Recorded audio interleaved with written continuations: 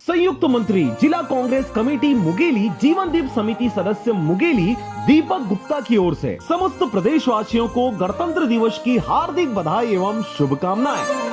ओ देश मेरे दीपक साहू पटवारी की ओर से समस्त प्रदेशवासियों को गणतंत्र दिवस की हार्दिक बधाई एवं शुभकामनाएं।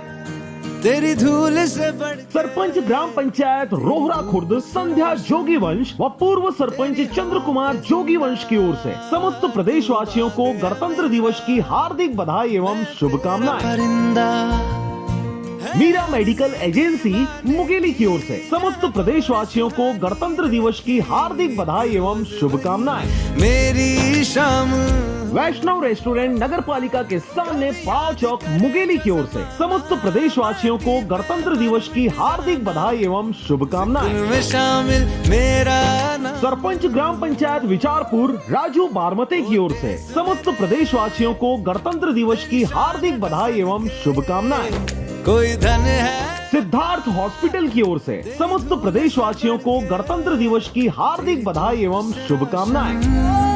तेरी कन्हैया यादव छत्तीसगढ़ ब्यूरो प्रमुख धमाका 36 की ओर से समस्त प्रदेशवासियों को गणतंत्र दिवस की हार्दिक बधाई एवं शुभकामनाएं। सरपंच ग्राम पंचायत सिल्ली दिनेश पात्रे की ओर से समस्त प्रदेशवासियों को गणतंत्र दिवस की हार्दिक बधाई एवं शुभकामनाएं।